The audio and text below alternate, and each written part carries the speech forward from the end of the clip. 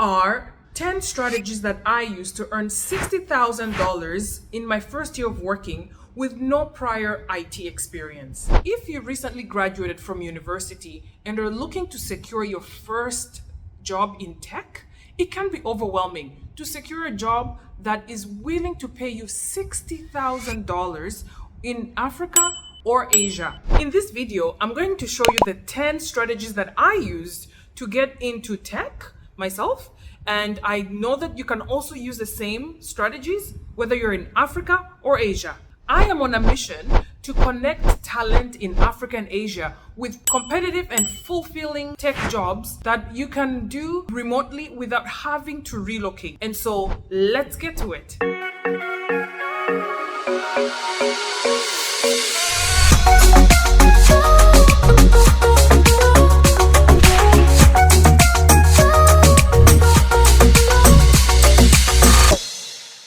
So the first thing to keep in mind is to know that there are thousands and thousands of candidates just like you who are looking for that job and hoping that they will get this email or a phone call that says, "Congratulations, we're pleased to offer you your first entry-level full-time position as a developer or a product analyst," you name it. But to be realistic, there are things that you have to keep in mind in terms of how the application process works.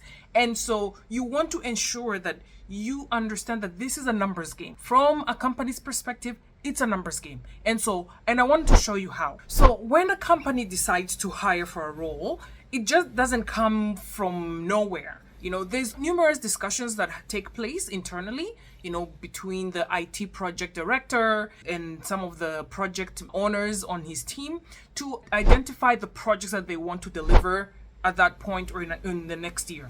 So let's say they come up with 2 main projects that they want to deliver. Okay, so that's step number 1. After that, they then have to understand the complexity of the work. And to understand the complexity of the work, it requires for them to really get into the systems being impacted and so forth.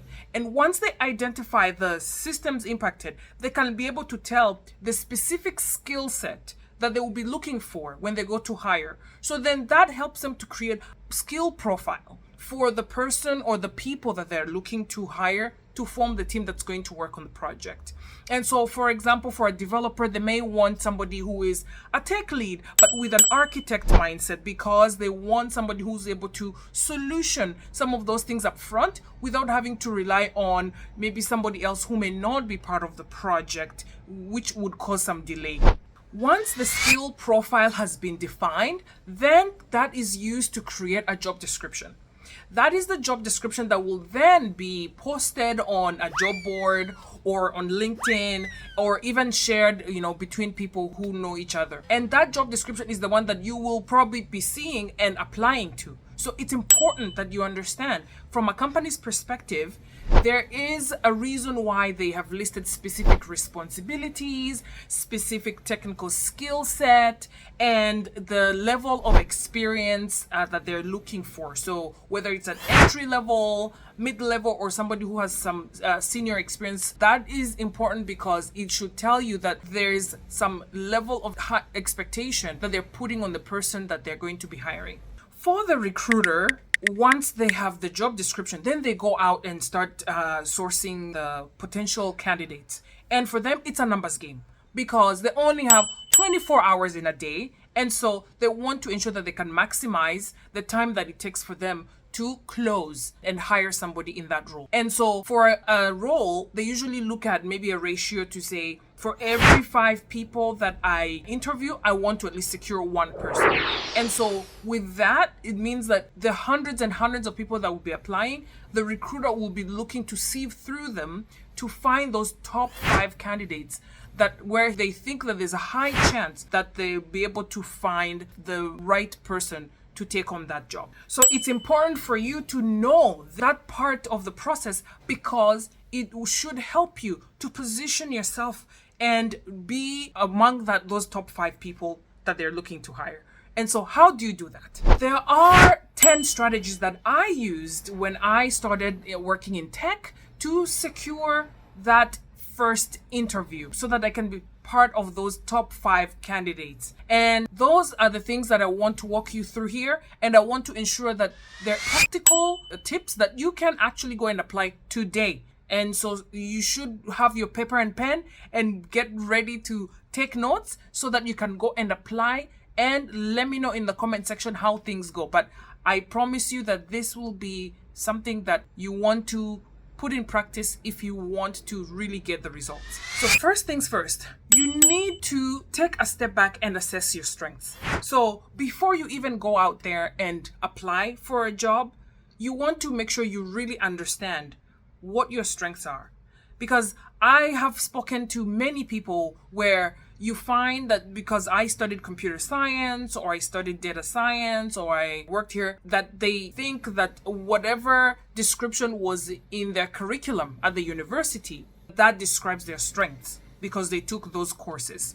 But that is not the case. For assessing your own strengths, you need to really look inside and see what are the things you enjoy doing. What are the things that come easy to you? And those are the things that you want to emphasize and really put out there, because those are the things that will get you into the door. The recruiter or the hiring manager needs to connect with you from the point of your strengths, and then you will be able to explore other things later, but your strengths are the ones that will get you through the door. There are 4 categories of strengths that you want to evaluate yourself on. First, your ability to find and solve problems. Let me give you an example. If you are looking at a process of, let's say, washing clothes, are you able to look at that process and find areas where you can improve the process and make it better? So for example, maybe you wash clothes manually with your hands and soap and water, and maybe it takes you 50 minutes to complete that job of washing a load of clothes. Instead, you could introduce maybe a more efficient way of washing clothes, still doing it with your hands, or maybe you can introduce a tool like a washing machine and so forth. So that is the process that you want to make sure that you can assess yourself. Do you have that strength that every time when you see a problem, you want to, all of a sudden the bulb has to lit, and you have to realize that you have an opportunity right there to solve that problem. So instead of complaining about it, solve the problem. So that is one strength category that you want to look at. The second category that you want to evaluate yourself on in terms of strength is the ability to promote teamwork. And this is super important because when you're working on IT project, it's always teamwork. Even if you have a task that's assigned to you and you're alone, it's actually a piece of a bigger puzzle. So you're always working on a team. And so to assess yourself on this, you want to see how fair are you in terms of taking on more initiatives proactively.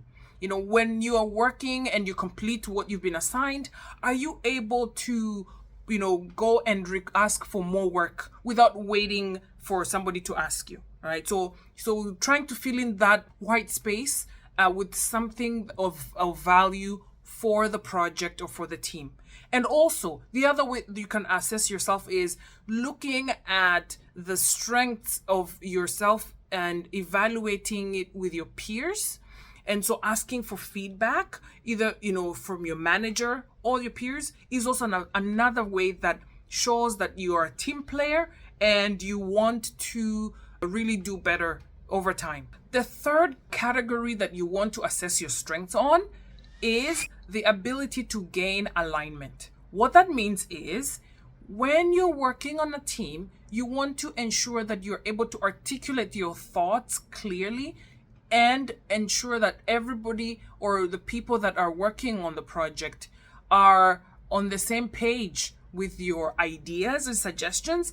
And that requires you to be able to understand who is part of the project, and present the information in different levels with different levels of detail depending on who you're speaking to, so that with the goal of making sure that they're on board with your idea. That is very important because that allows, when you're on a project, for you to be assigned more responsibilities to own maybe a piece of the work stream or even the full work stream. So again, you want to assess yourself that do you have that skill to be able to gain alignment with the people that are working on the project. So the fourth category of strength that you want to evaluate yourself, the readiness to adapt. So what this means is, are you able to work with limited or vague information?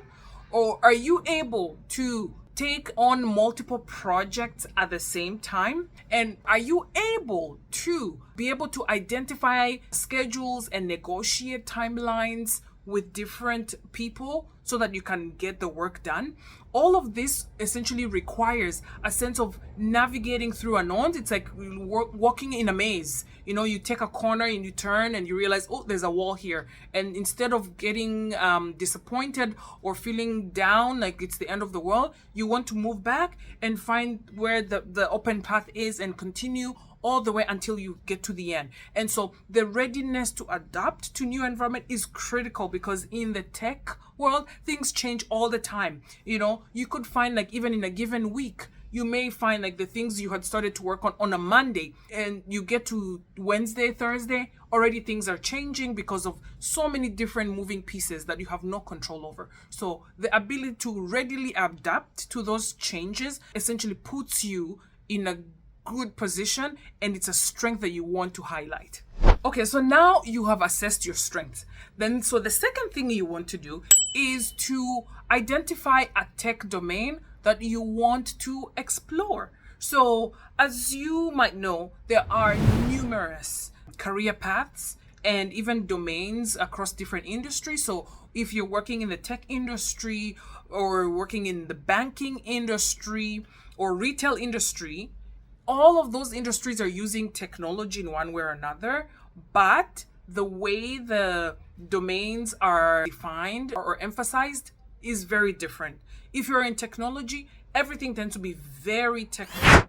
So you'll tend to see that their roles require people who have more technical expertise, not necessarily coding, but even for product managers, they're looking for technical product managers, people who can almost speak the language of the developers so that they can be able to articulate the user needs in technical language. So in the technical industries, that is usually mostly the expectation there. You do need to have a strong level of technical experience.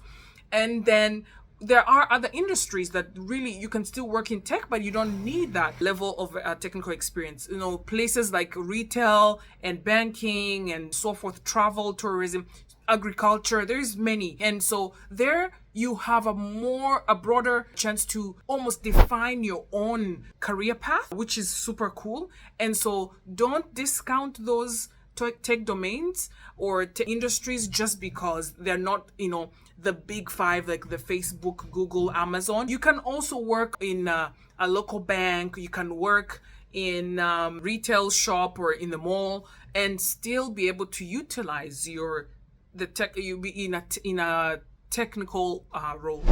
Next, you want to analyze the job description for the role that you're intending to apply to. The reason for this is you want to make sure that you really understand the specific things that they've called out in terms of the responsibilities that the role will have, as well as any experience that they're looking for. And then you can be able to assess yourself, take your strengths that you identified earlier, and almost like match against what they're asking for and see how you fare. There's a saying that men usually look at the list, and if they can fulfill 40% of what is listed, they feel like they're qualified, whereas women tend to look to have 100% of the qualification. And so that you should tell you something that you do not necessarily need to have everything checked off on the job description, but you want to have a good handle on it so that you can set yourself for success. The worst thing that could happen is if you go for an interview and you get the job, and then when you get there, you realize it's not good fit for you, and also you start feeling like an imposter because you really are not confident of everything that they listed. So that's what will be good for you to assess the job description evaluate the gaps that you have, but don't disqualify yourself. Still do that assessment. Next thing you want to do is you want to find people who have similar roles, such as the one they're applying for, or who are working in that at that company, and schedule a call to really understand this role, and so that you can get a sense of what a day in the life looks like. It's very important to leverage that because it gives you clear expectations that are different from what maybe the hiring manager or the recruiter may try to sell you on. So you want to ensure that you go on LinkedIn and you can search for people at that company, and you'll be able to see people with similar titles as what is showing on the job description. Send them a message, introduce yourself, and request for 20-minute video call. Or if you're in the same city, you can also offer to meet and take them out for coffee. But the goal is for you to really ask them about the role, how they find it, the benefits of it, and some of the things that maybe they wish they knew before they started. Because that will give you a blueprint on really evaluating if this role is something that you want to pursue further. Another tactic that you can use is to upskill yourself. I know most of you have already completed your university degrees, you've taken a lot of courses, but it never hurts to learn. Even for myself, I've been working for over 15 years, but I'm still trying to upskill myself and picking up new skills, taking a course here and there. So even for you, once you've spoken to another person who's worked at the company and you have a good sense on what that role is about, and you've been able to identify the gaps, if there is something that you deem very critical to even being considered for an interview that you're missing, then it would be a good idea for you to upskill. And there are different ways you can do it. You can take an online course. There's tons of free courses out there, but you can also join like career discovery, upskilling programs, such as the one we have at Innovate Pod, where you get hands-on experience, cohort-based teams, and you're assigned a role. You're able to then really apply the concepts and be able to understand and learn in a practical way. And at the same time, you can also build portfolio. So if you are interested to learn more about the Innovate Pod Incubator program, please check the link in the description and feel free to apply, and we'll get in touch with you. Another strategy that you can apply is to tailor your resume to the specific role you're applying to. So if you have 5 jobs that you're applying to, you should have 5 different resumes, because each job has a specific set of expectations and responsibilities. And so you want to ensure that your resume essentially is picking up some of those key terms that have been highlighted in the job description. And because that also shows the hiring manager that, 1, you're really interested in this role, but 2, that you're very detail oriented and you've done your research and you really are able to almost do the homework for them by making it easy for them to evaluate your abilities. So definitely tailor your resume to the specific role. Do not use one resume for every single job you apply for, because that shows the hiring manager that you're lazy or you're not really that interested. You're just going with the flow and just, throwing a dart and hoping that it sticks on the wall. Another tactic is to start applying for jobs, right? So get in the habit of always putting yourself out there and applying for jobs. This is because the jobs in technology change all the time. First, a lot of demand, but also the responsibilities evolve over time as new technologies are introduced. And so the responsibilities that were being presented 2-3 years ago now are probably a bit different. So you want to make sure that you keep up with the trends by applying, because when you apply and you are able to get in front of the hiring manager for an interview, then you get to have that conversation and you can ask questions. They can share more about what they're working on, and that's how you also collect the information to kind of build up your own profile, your own skill set, because you know what different companies are asking for. So whether it's a startup or an established company, whether it's from different industries like in banking, or maybe you can apply for another one that is in agriculture, you want to essentially give yourself that freedom to apply for the jobs, put your name out there, because the shots that you take is what gives you more opportunity and be able to be seen and considered. So, and that also gives you practice. Make sure that you try to apply at least 3 jobs every month. Another thing that has really worked very well for me is preparing for the interview. I genuinely consider myself as an introvert, and so I tend not to like speaking up in front of big audiences and all. But when it comes to interview, the hiring manager really doesn't care. The hiring manager wants to make sure that they can vet you, assess your skills in a matter of like 10-15 minutes. And so you want to put your best foot forward. And so to do that is, you have to get over your fear and worries and anxiety by practicing. So if you're prepping for interview, you're finding somebody like a peer or a coach or a mentor who can almost like a role play the interview and pretend that they're the hiring manager and ask you some of those questions. Tell me more about yourself. Give me an example at a time where you had to deal with an ambiguity situation. How do you deal with difficult members of the team? So those are the things that people are looking to see how you answer, because that will tell them a lot about what you're capable of and your level of experience. And so one of the things I say is you want to position yourself in a way that can tell the hiring manager that I know this space because I know X and I know how to do Y, So you do really need to go beyond the passion. So it's not just, oh, I'm passionate about this. I'm passionate about being a software developer or being a business analyst. You have to go beyond that and actually show evidence so that they can really believe that you're credible and that they should consider and give you a chance because they can see that there's a potential in what you're presenting. Another tactic you can do is to look for referrals. And by this, I mean like internal referrals. This refers to people who are currently working at the company, but who are at a position where they can actually put in a word for you, which can actually sway or maybe have the hiring manager have a different, consideration towards you. So you may or may not know anybody in the company, but you can always go to platforms like LinkedIn and connect with people that are working there.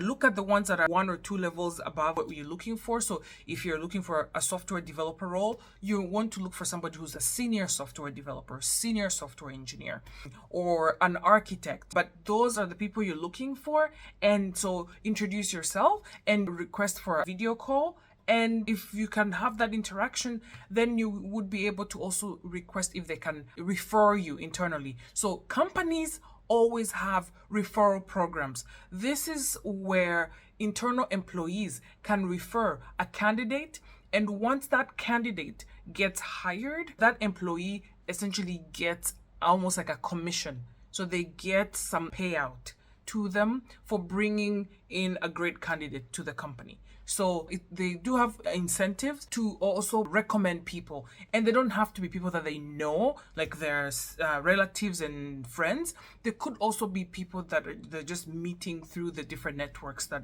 are available publicly. So, take advantage of that, because that would definitely go a long way.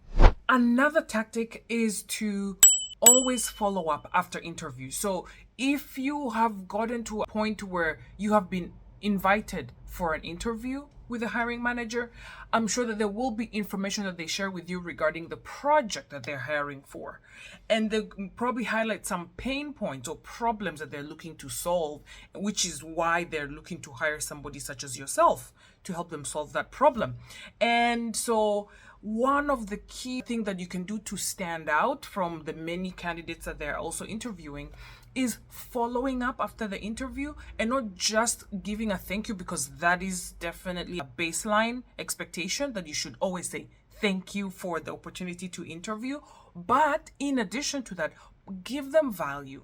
Give them some suggestions of some ideas that you think could be helpful to solve the problem that they discussed with you. So if they're telling you that they're having issues with their clients that are dropping off in their digital experience, then you want to offer them some suggestions of maybe considering adding tooltips to some of the questions, or maybe reducing the number of questions that they're asking to customers, for example, but provide value, because that will show them how proactive and you are in terms of taking initiatives, and also the fact that you're creative, and the fact that you're ready and willing to be part of the team. You're a team player. You're providing value even when they haven't even asked for it. So it goes to show that you are definitely somebody that they can trust to come and hit the road running. So plan to do this, because it will definitely help you to stand out. And a bonus strategy that is a must do is negotiate your package, your compensation, your salary, your benefits. Negotiate. I know it's your first job. You want to take whatever they're giving you because you feel like you're even so lucky to get that job. But I promise you, you need to negotiate, because one of the things you want to realize is they have confirmed that you're valuable. Because even without even having worked with you before, they're willing to take a bet on you and trust that you'll be able to deliver based on how you presented your case in the interview. And so use that to your advantage, because this is the time that you're able to start a salary that's competitive, because once you're inside the company, you'll almost likely be getting very incremental increases. And so always negotiate. If you don't get the salary, ask for additional holidays, ask for more benefits, ask for other things that they have, so that you can make sure that you put yourself in a good place and find that $60,000 for your first job, because you can do it, because other people are doing it. I did it, and so why not you? So now that we have gone through the 10 strategies that you can use to position yourself to get considered for an interview and be able to secure your first job in tech with a very high paying opportunity, I want you to put these strategies in practice, because it's important that you practice them. I believe in practical experience. Practice. So what do? Look at all the 10 strategies, pick 4, and go and apply them. Even if it's in just one of the job here, you can apply one tactic, and then the next one you apply maybe 2 or 3, but you need to practice. So each time you're applying, come back to this video and look at all the different strategies and just pick one, and you should be able to see some of those results. If you still have questions regarding how best to position yourself, then please leave your comment below and I'll be more than happy to answer. But you might be wondering, what if I try these strategies and I fall face flat and nobody calls me back? I don't get any interviews. So nothing to worry about. It happens sometimes. Watch this video next, because I'm going to cover 10 huge mistakes that new tech talent make and how to overcome them, because my goal is to open up this black box of technology product management. And so I will see you in this video, and thank you for watching.